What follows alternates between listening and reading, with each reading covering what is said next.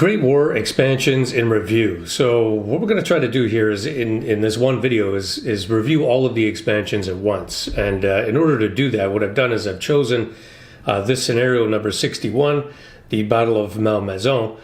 And what that does, this was a scenario that was introduced in the last expansion release for the French Army tanks. This scenario, what it does is it includes the French Army, it includes the specialist personnel, the new ones. It also includes tanks, being the French ones. So if we just take a look at the basic setup here, we've got the French Army set up to attack. We've got some specialists embedded within the units here. I've got a bomber, which is always handy to get that extra close combat die, being the deadly die result. We've got the two tanks, the Saint-Chamond and the Schneider. We've got I got a marksman in here, an officer, and a portable flamethrower to try and help root out the German fortified positions. As you can see, they've got a machine gun unit in a fortified position.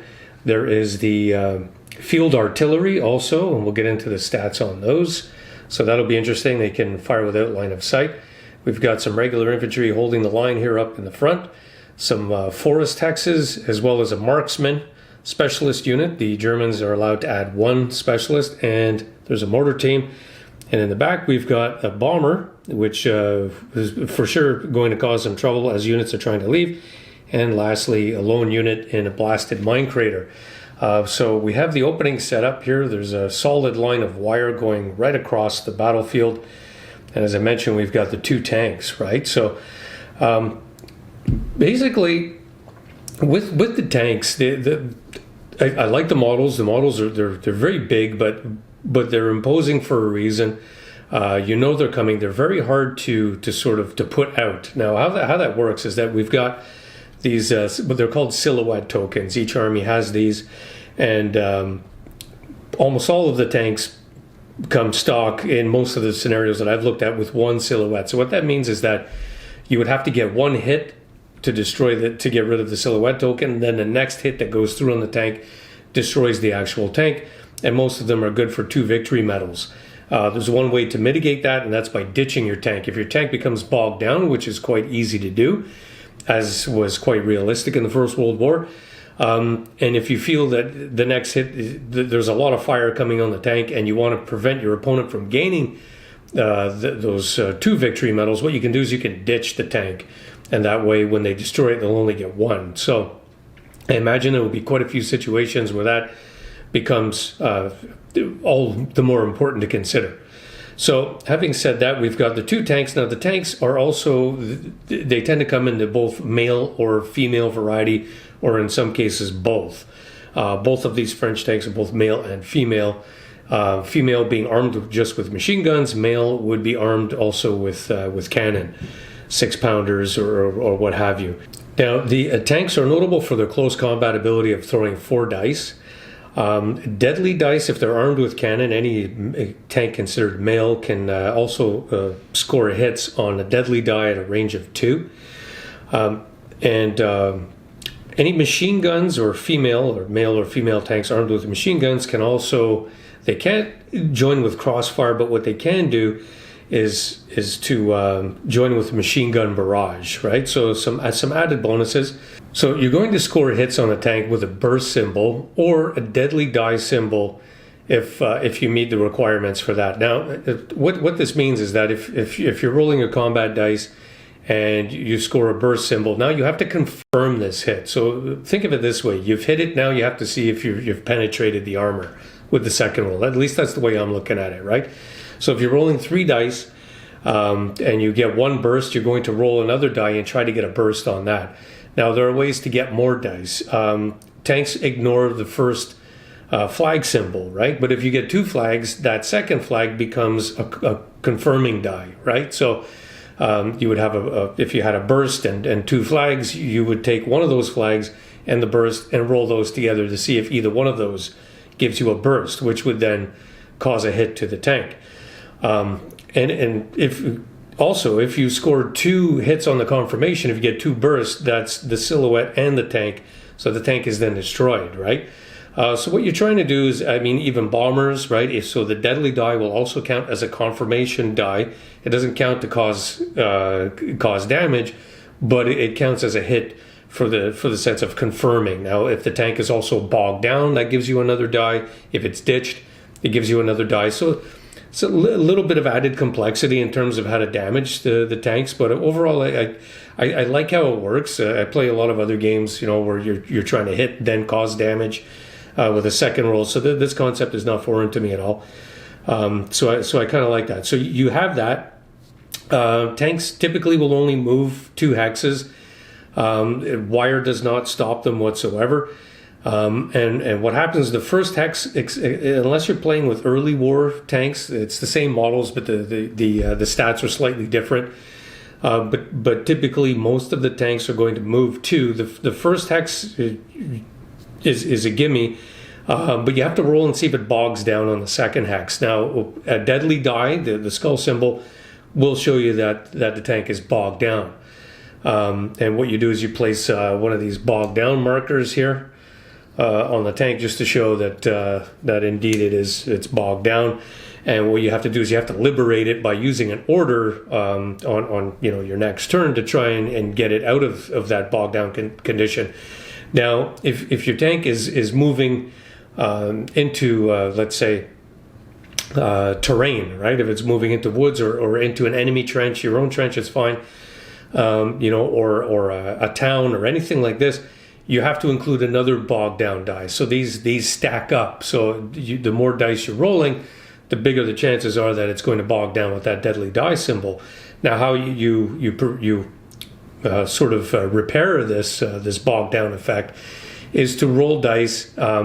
Most tanks will, except for the French ones, will give you 1 die, and you're trying to get a HQ symbol, and you can also augment this by spending HQ tokens to get more dice. So you can roll up to 4 in most situations, and if you get 1 HQ out of those, you're good and you're not bogged down anymore. But it does waste a round of movement for you, right? So that I also found was quite realistic, because that was a huge problem, lack of suspension. I believe the German tank does have suspension, but still, nonetheless, I mean, it's a rolling shoebox, right? And what kind of mobility does this thing have, especially on these battlefields of the First World War? So anyways, you're trying to get your tanks up and get them into close combat if possible with those 4 dice. But they do pack a punch either way. Rolling 3 dice. At 2 hexes and what have you, right? And at 2 hexes, deadly die also causing damage, right? So quite fearsome. And they also have this ability called Tank Schrecken, whereby if you're in close combat, any infantry, they can't ignore flags for any reason. When in a building hex, can ignore Tank Schrecken, as well as the field artillery can also ignore Tank Schrecken, right? So that's also thematically interesting, right? Because it was a terrifying sight, when these things started to show up on the battlefield, and rifle fire and machine gun fire were pretty much bouncing off of it. But that's not to say that you can't cause a lot of damage to these things or knock them out with infantry fire, because you can, right? But just to illustrate that, in close combat, that these tanks were quite fearsome. So flags are going to cause infantry to retreat in many situations. Now, also, that comes with this, which is maybe not something that the player wants, is that they have to gain ground, right? Once let's say the infantry are destroyed or retreated from a close combat attack by a tank, the tank has to gain ground, and then has to gain ground again should there be another combat that follows, because they're allowed to initiate close combat again, or even range fire after gaining ground. But what happens is that you have a situation where you can lure tanks into traps. You can force them to gain ground into woods or trenches and what have you, and then they're rolling more dice, right? Because it stacks, and then there's a likelihood increases that they'll bog down, and maybe you've got some units there lined up to fire on them and gain some kind of a bonus, maybe a crossfire or maybe a field artillery piece, right? So that's always a likelihood that can happen in a game. So you have these tanks here. Now you also have these specialist personnel, and this is something that I really like about this game. There are many interesting, figurines that come, and also the abilities that come with them to really kind of changes the complexion of your forces and how you're going to go about attacking or defending. Like, for example, here the Germans in this scenario get to choose one specialist personnel. They come with the bomber, which again is great because you get that extra deadly die in close combat and range combat. But I took a marksman.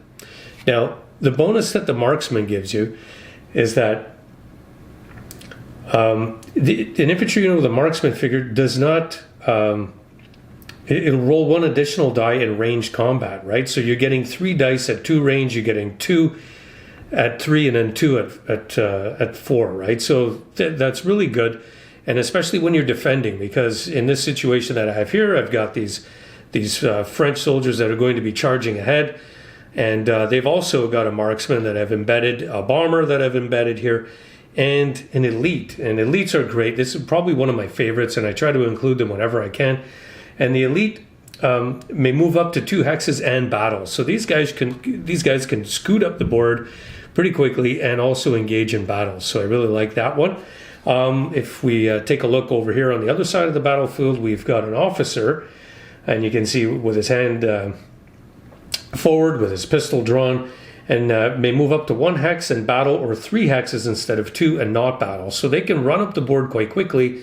Can't battle, but they're really helpful if you can sort of daisy chain them with other units that are, maybe with elites or whatnot, to give other priority targets and give you that quick mobility, especially when dealing with the map board. Now, we haven't, if you take a look at this map board, we haven't done any pre-bombardment. We're going to do that in a second, and then that way we'll see what kind of cover the French have to run up the map. Now, I've also got a portable flamethrower over here, because we've got this machine gun nest over here in this fortified position here, and what the portable flamethrower will do is that it will force the target. They can't ignore any flag results, right? So it's really good to try and help to get units, like if you have a fortified trench, which can ignore 3 flags, the flamethrower will make sure that doesn't happen. So kind of trying to help to clear the way for tanks, for other infantry and whatnot, because in this scenario, the French will gain victory medals for units that escape the board, right? They're trying to break through. And the German side, they have the benefit of the recon. If they play a recon card, they get a victory medal. So there's a lot of those cards in the deck, and so you don't want to be wasting too much time back here. You kind of want to move up the map and get to the other side and try to force your way through. But that's not going to be easy with these units here lined up, especially when you consider you've got this machine gun nest and you've got this field artillery up here as well. So to start things off, we're going to do the bombing of no man's land, and that's going to be done, it says, by the French player, but I'm the only person here doing it. So what I will do is I will start bombing, shelling no man's land, and that's going to be these 3 hex rows right here, and we're going to roll those up and see how that works.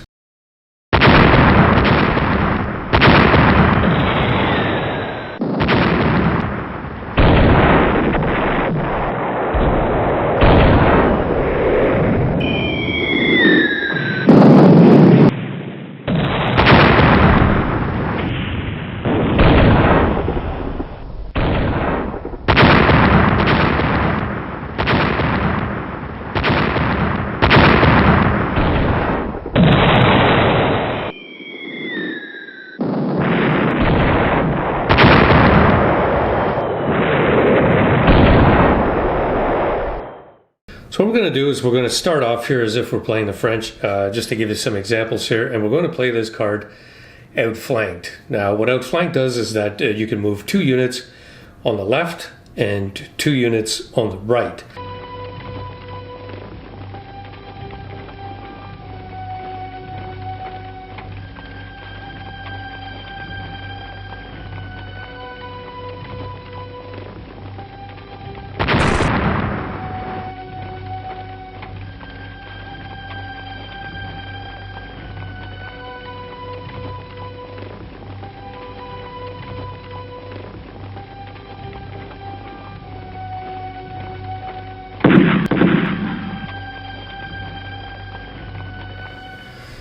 Well, as you can see now, the French tank did move through the shell holes and did not bog down. French tanks need to roll for bog down on every hex moved, but passed, and then proceeded to pass as well as remove the wire and fire on the German machine gun unit and inflict a casualty. We also had this unit of French infantry advance up, and then over on the right side, because we had played the outflank card, where you can move 2 units in the left and right flank. We had 2 infantry units both move 2 hexes, and the elite unit was able to get a shot off, albeit only 1 die, because the elite units are able to move 2 and still battle.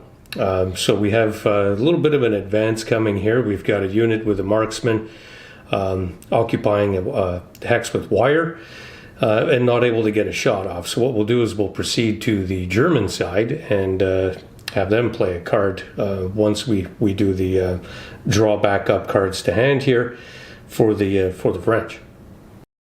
Okay, so the Germans are going to use this infantry assault command card. Issue an order to all infantry units in 1 section. Units may move up to 2 hexes and still battle, or move 3 hexes and not battle. So we're going to use, for purposes of example, the right side or left side if you're sitting on the other side of the table here. And that way all of these units here, these German units, will get to be ordered, because we've got the one with the bomber sitting right on the spine here. So what we can do is we can go ahead and order them. So going to leave this one over here in the crater, going to fire without moving with the mortar, going to fire with the marksman without moving, and I'm going to move this unit with the bomber up.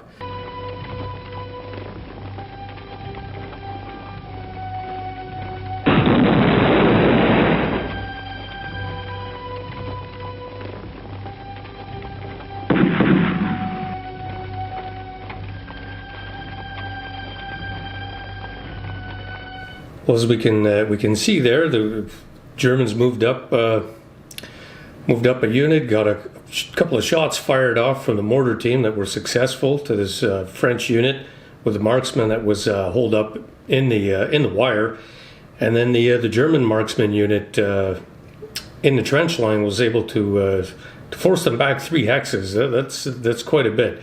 Didn't suffer any casualties, but as you can clearly see, they're kind of out of it, and will need to be moved up quickly or risk being completely ineffective. So already you can see some of the new components at play here. I really like how the tanks operate. They feel cumbersome. There's always that tension. Will it bog down? Will I need to waste HQ tokens to try and get this unit out of this bogged down position? But at the same time, it was able to inflict casualties on a protected unit within a fortified position, being the machine gun team, which is always deadly, especially in this era, in this type of warfare and trench warfare, and to clear out that wire so that there's a path for infantry to sort of move through cleanly. Now already, just moving a few units here, I can already see where maybe I would have done things a little bit differently.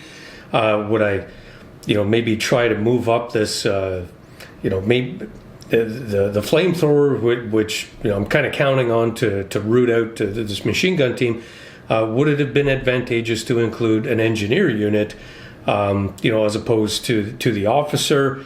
More, not second guessing, but really looking at some of the more deeper elements to strategy, and maybe some things that could have moved differently, and we're only a turn in. So again, I really like these additions to the game, adding more tactical, I'm not going to say complexity, but more flavor to a game that really isn't all that complex. And initially, when I was reading the rules for the tanks, and just how some of the dice results and whatnot, I mean, the first time you look them over, it can, as with any rules that I'm reading, I don't necessarily get the gist immediately, but once upon putting it out on the table, and I see, okay, this is more or less how it's done, I see that the tanks are represented quite well in the game, and they really do get that feel that they are these cumbersome, lumbering machines that are going to strike fear into the units that they're coming up upon, but at the same time they're not invincible. So hopefully we'll play through a little bit more here and see what sort of damage can be done to the tanks. We'll try to get a few shots off if we can, and get more specialist activities. So let's move on to the French and their next move. Okay, so the French are going to play this Recon Enforce card, which enables them to each section order one unit, issue an order to one unit in each section. So you can also use artillery for this, but I think what I will do is I will move both of the tanks, and I'm going to try and get this elite unit up even further. Now, this is one of those. I mean, it's a good card, command card. Allows you a little bit of flexibility across the map, but at the same time, really tough decision because you're trying to force an assault. I've got a lot of units over here on the left side, but I can only move one. So what do? Do I move some of these infantry units up into the wire? Maybe I sidestep the tank to clear the wire and pull off a shot against that machine gun team, or do I move closer to try and get that close combat off? Do I move the tank in the center, or do I move some infantry up? Do I move this unit that retreated to the back line that has my marksman, because now he's completely out of range and completely ineffective, or do I press forward with the elite unit? That might put him out in the open. Actually, I could put him up in the trench line and initiate close combat, so that's probably the best option, yet he's got no support.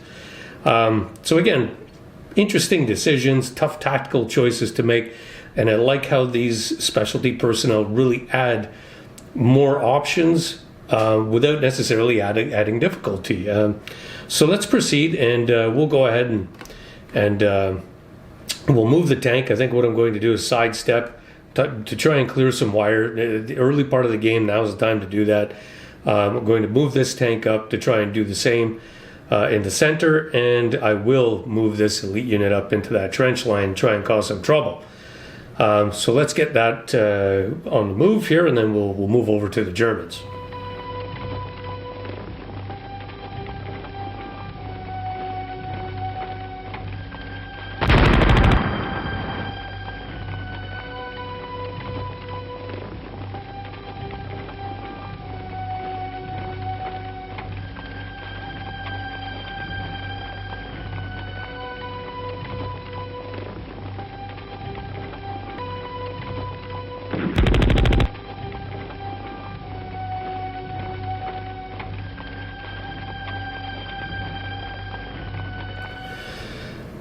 So as we can see from the French move here, we had the tank over on this side chewed up that wire, which was very useful.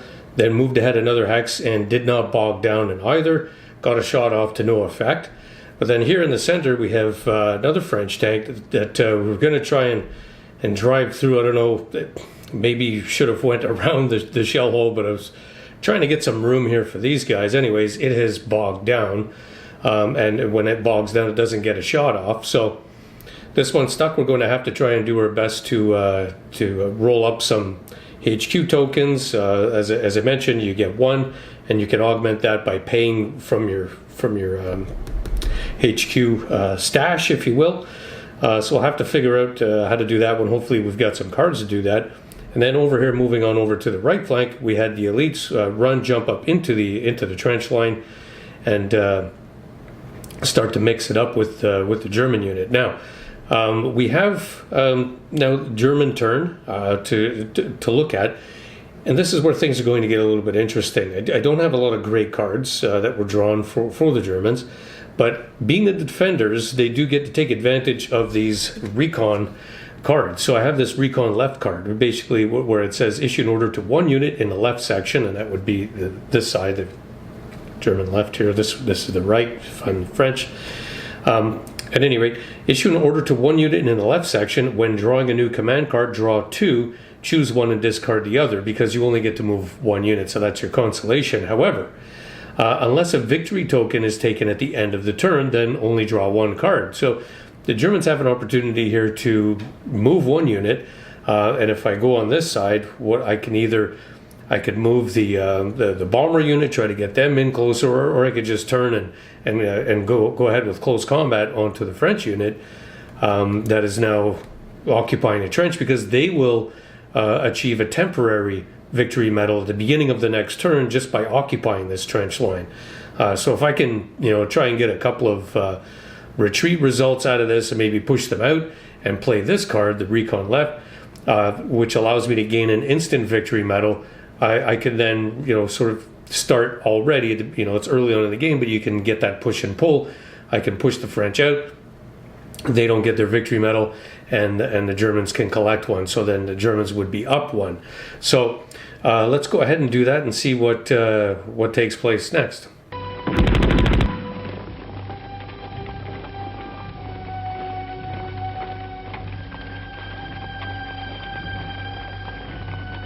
So, as you can see here, as we survey the battlefield, the German side was not able to push out the French at all. However, they are, about face, giving them something to think about.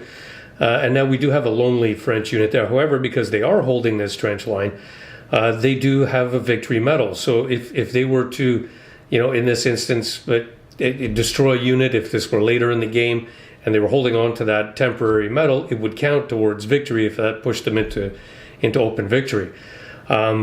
We have the Germans over here now have their victory medal for playing the Recon card. And so we technically have a tie game right now. So this is where we're going to leave the gameplay action, and we'll just close this up. And I'll just point out that all of these expansion components mesh well together. Sometimes you wind up with expansions in games where it seems like the rules were tacked on, just for the benefit of a fancy unit or something that was missing historically. Like, for example, tanks, where they don't necessarily fit in the game, but it was just a rush to production to get the models out because they were present in the action. But I don't really get that. Now, there's some discussion online about the tanks being overpowered. And I don't get that. You have to focus fire on them. You do need luck. There's I've mentioned in the Great War Review, this is a game of luck. There's dice throwing. There's card play. Sometimes you're not going to have the cards. I mean, there are just some games where you may start out with just, like, horrible cards that are no good for you, and your die rolls just stink. But that's just the luck of the draw. This is, part of playing games with luck. I personally love it. I don't mind. You win some, you lose some. That's the way it works, right? So with the tanks, I don't find them to be overpowered at all. You've got to focus your movement. You really have to make some careful decisions in how you're going to move them and shoot. As with the French tank over on this side, got lucky on the bog rolls. Was able to clear some wires so that I can try to get that. I've got a clear line now to try and get this officer to run up and get into close combat, and hopefully drag along this flamethrower. So I'm putting some pressure over here, or at least that's the hope, right? And that was the plan, was just to open that up, because otherwise that officer unit would have to stop for another turn in that wire, right? And as I mentioned before, I could have put an engineer unit, but here you go. You have the specialist personnel that really add another interesting layer of variability to the units that really factor in neatly to the game. I've got this tank here that's bogged down. I'm going to have to use an order to free it, or I could just ditch it if I feel that it's just slowing me down and it's slowing the pace down, because I've got to get units off the board. I've got to occupy trenches, and the Germans. Just between me, and the four walls, they have another recon card in their hand. So, if I'm the French, I don't know this. So that's another victory medal. And if they can just blast a couple of these units out from the open, we've got a different game here. When I first opened up the scenario, I saw, okay, the French have a lot of units. They have more HQ tokens, they have more. But as with any defensible position, if you play your cards correctly, you get some luck. But if you defend and fall back where you have to, or plug holes where you need it, you can pull out the victory. And the field artillery over there is going to start factoring into this game. I like it. I think everything works really well. Nothing feels tacked on. We've got a good mix of new additions, and each one of them stacks onto the other. Now with the specialists, after the tanks, in interesting ways. And this scenario illustrates that. I'm looking forward to more of these, the type of scenarios that utilize all of the components for all of the expansions. I know that's a hard thing to do. You can't really market something with the expectation that everybody's going to have to buy everything that went into it. And I like the system that they have. If you have these, here's a table where you can add these specialists to those scenarios, right? I haven't seen anything of that nature with the tanks. Perhaps we'll see more of that, but the tanks are more they weren't present or necessarily the deal maker in every battle that went on in the First World War anyways. So, but with the specialists, I do see that as an option, with the next anticipated expansion, perhaps, I don't know, but I do trust in what the designers are going to do with this, and I like the way everything is added into the game.